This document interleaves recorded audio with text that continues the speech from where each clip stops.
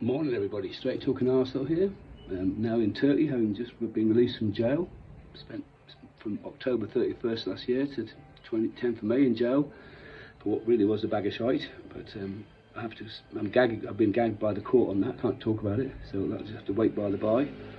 But I can tell you that the old bill were disgusting. The CPS were disgusting. The Magistrates Court were disgusting. And I was saved by the Crown Court and the jury system, because the judge and the jury saw right through the whole thing and saw it for the farce it was. But I'm gagged under the Harassment Act, which is what Tommy's waiting trial for at the moment, so it's quite a powerful piece of kit. Even though I was acquitted, they still gag you for 3 years.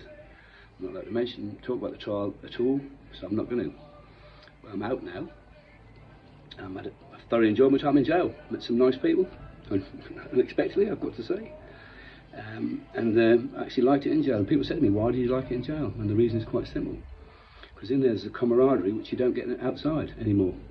You get camaraderie in there amongst men who are of similar ilk. I only mixed with the decent prisoners. I didn't mix with any of the druggies and the dicks, the ones that actually make the prisons a mess and cause a lot of grief. I didn't mix them. I mixed with the decent guys, the guys who've done their crime, doing their time, keeping their mouths shut and getting out as quick as possible. That's what I call proper criminals, not the pricks that kick off, stab people, kettle people and all that kind of stuff. So I enjoyed my time in there. I took an opportunity to have a sabbatical, for want of a better word. You always talk, it's like, because you've got no phones, you have to talk, and everyone talks and gets on, and it's another world. People talk about phones and drugs inside. There was a phone on the wing, but there was only one. It was a shite one, and drugs were about as scarce as rocking horse shit. A gram of coke with spoon and knicker. Who's going to pay that? Spice was there, but all the blokes on Spice were the dicks in the wing, who spent the entire time monged out their heads, couldn't function. What's the point of that? I mixed with all the lads who really had good criminal backgrounds behind them and were proper men. The rest of them, I just think they're pussies. So, I enjoyed my time in jail. It was 6 months I'd rather not have done, but having said that, it's off my bucket list now and I hopefully never go back. But our system at the moment is very, very, very, very spiteful and cruel.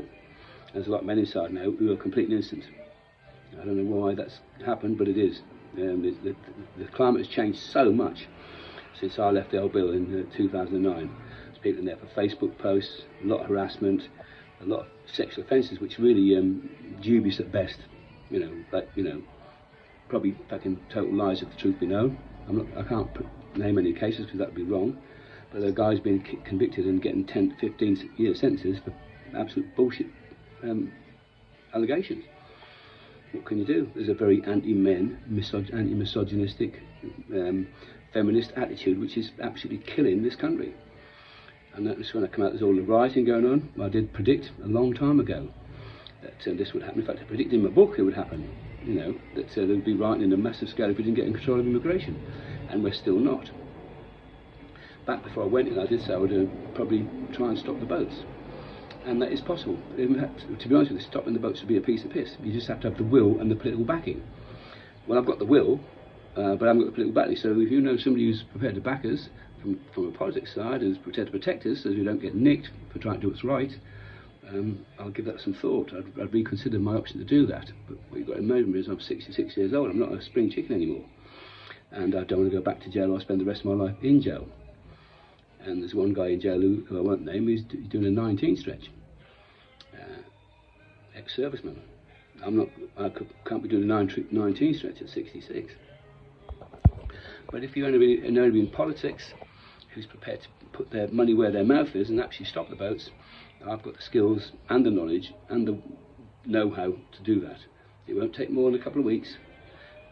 At the moment, I think the government, both on the English and the French side, are taking the piss out of us, all of us.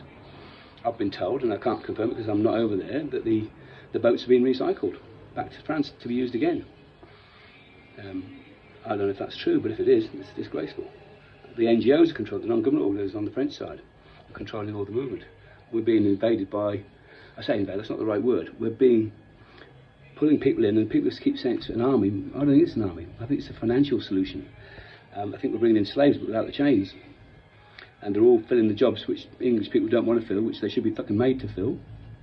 And they're getting £10 an hour. Well, if you keep the minimum wage down, you can depress the economy and make poor people poor and rich people rich.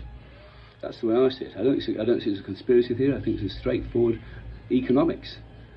You know, there was in the psych ward where I was, there was 10 black guys working and a couple of white nurses, and the black guys were absolutely lovely, but they were all on minimum wage, and it's a worry. You know, we got all these people sitting in hotels. 32,000, I've been told, when I come out. I don't know why they can't be in migrant camp tents on old army barracks like they are in the countries that they come from. Just stick 5,000 bell tents up, which hold 6 in each, and bang them in there. You know, we're doing it all wrong. Whoever designed the policy is hoodwinking us all. I reckon the bill's not 8 million a day, not 20, probably 30 million a day, nearer the mark. So if you think you want to support what we're doing, I'm not setting up a GoFundMe account because nobody bothered with that, so that's a waste of time.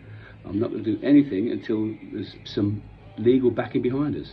So if you know anybody who wants to stop the boats genuinely, who's got the power to give us authority to stop the boats, then let me know and I'll stop the boats for you.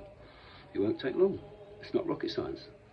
It's just straightforward, easy peasy. You just have the right people, the right equipment, and the right intent. Anyway, that's me for now. It's good to be back. The sun's burning my eyes, so I'm going to have to get back on the sunbed, and I'll be in touch. Take it easy. Love you lots. Bye-bye.